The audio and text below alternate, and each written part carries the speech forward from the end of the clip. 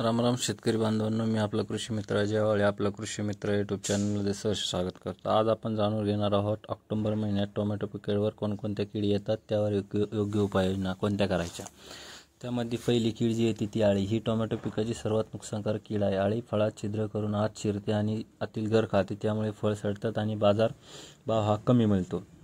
त्यावर जो उपाययोजना करायची त्यामध्ये आपल्याला फेरोमोन ट्रॅप लावायचे प्रति एकर 15 व फवारणीमध्ये ट्रेसर 0.5 मिली प्रति लिटर किंवा इंडोजोकार 1 मिली प्रति लिटर पाणी यांची फवारणी करायची। दुसरी कीड जी आहे ती म्हणजे पांढरी माशी।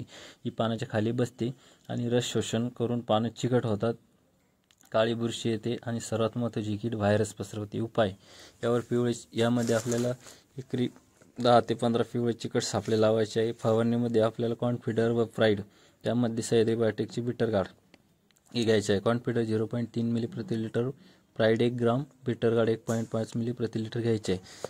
त्याच्यानंतर तिसरी कीड ही मावा थ्रिप्स। या किडी पानावरील रस शोषून पानं वाकडी चुरगळलेली करतात आणि फुलगळ वाढवतात। उपाय पिप्रोनिल किंवा डायमेथोएट। पिप्रोनिल 1 लिटर पाण्यासाठी 1.5 मिली किंवा डायमेथोएट रोगर 1.5 मिली प्रति लिटर फवारणी करायची आहे। शक्य असल्यास निमर्कचा वापर सेंद्रिय पर्याय म्हणून तुम्ही करू शकता। चौथी कीड लाल कोळी। लाल कोळी पानाच्या खाली सूक्ष्म कोळी जाळे विणतात, पाने तपकिरी होऊन सुकतात।